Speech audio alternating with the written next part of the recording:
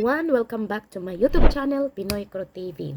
Ang pag-uusapan natin ngayon ay yung update ng kaso ni FPRRD sa ICC.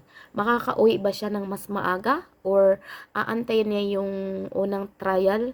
Or hanggang kailan siya doon magtatagal? Or mapapalabas siya ng maaga? So ito, date June 4, 2025.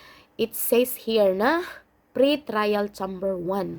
Judges Yulia Antoanelia Motok, siya yung presiding judge, at saka si Judge Rene Adelaide Sophie Alapini, siya yung na-sanction ng USA. So, ibig sabihin, kung meron siyang maari-arian sa US, ay hindi na ito makukuha dahil ito ay sinara na ng US. At ang natitira ay si Maria del Socorro Flores Lera, yung taga Mexico. So, ibig sabihin, sa tatlong judges na ito ay dalawa na lang yung makakamove freely. It's because hindi pa naman sila na-sanction. So, wait and see kung masasanction ba sila or hindi. So, ito yung kalagayan ng kaso. Makikita niyo ito again. Hindi po ito galing sa akin. Ito po ay nasa ICC website nila. So, ang pamagat sa English ay Situation in the Republic of the Philippines in the case of the prosecutor versus Rodrigo Rua Duterte. So, ano pa ang ginagawa ni FPRRD doon na yung US nag-sanction na sa ICC dahil sa kanilang paglabas ng warrant of arrest kay Prime Minister Benjamin Netanyahu at kay Gallant, yung kanyang kasama. So, hindi naman ang Pilipinas sakop ng ICC. Bakit nandun siya? It's because ang bansa natin ay nakipag-cooperate sa ICC.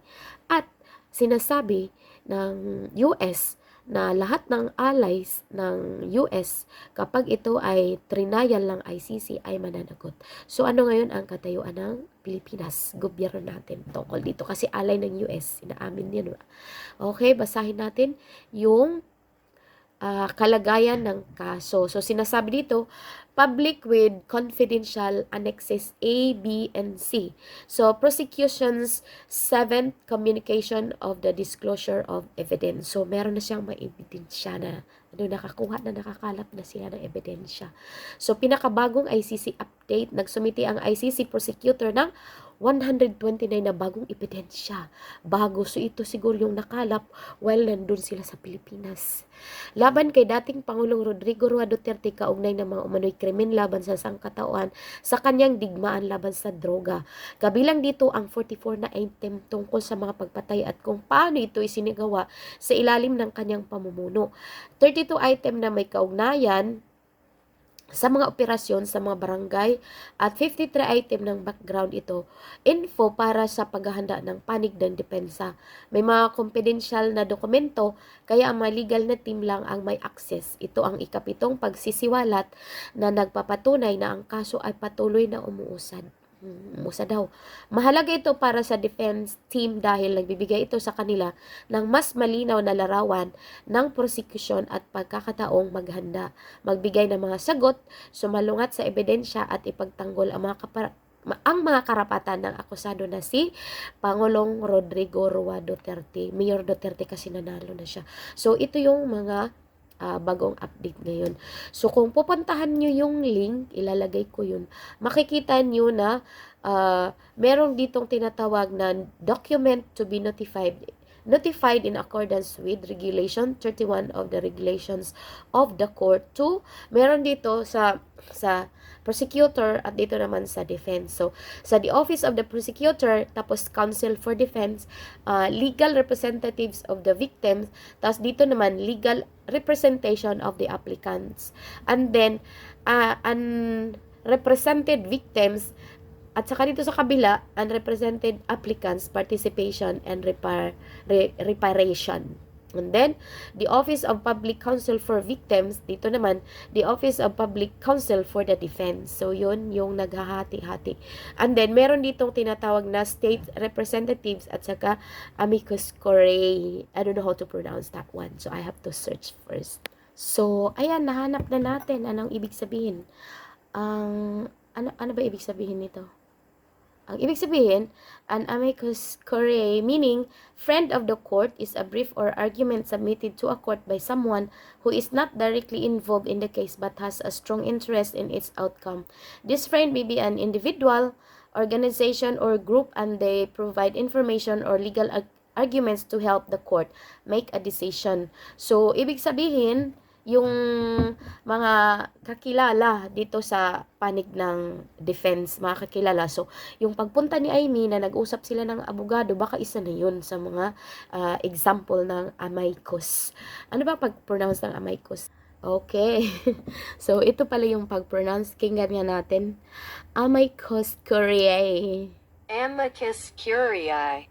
Amicus curiae. Amicus curiae. Curiae. Okay. So, Amicus curiae. tapos na, tama na, thank you. So, ayan, at dito pa sa ano, kasi mahaba siya, sa registrar naman, sa registry. Ang tagahawak ay si M. Osvaldo Zabala Geiler. At dito naman sa kabila, Counsel Support Section. At saka Victims and Witnesses Unit. And then dito, Detention Section. See? Victims and Witnesses Unit, hindi pa nga kompleto, naghahanap pa lang. Yung 3,000 na sinasabi nila, hindi naman umabot ng 1,000. Kasi yung sinasabi dito ay 129. So, 129 na bagong ebidensya at meron silang 32 at meron silang 53 at saka yung nasa na yung 20 nawala na. Yung 24 ba yun? At naging 3,000. Grabe yung math ng mga kontrabida. Ingon pa sa Bisaya, nagpanunubra sa waray di ay. Okay. So, dito, victims participation and reparation section, ang sa ano naman ay others. So, ano ba mga sinasabi dito? Dito sa notification, sinasabi na, the prosecution submit this communication regarding the disclosure of evidence to defense in compliance with the pretrial chamber 1, the chamber order and pursuant to articles 61.3b and 67.1a and b of the statute and rules 76.3 and 77 of the rules of procedure and evidence. And dito sa number 2, confidentiality, the annexes to this filing are classified as confidential as they refer to confidential evidence disclosed in inter parties.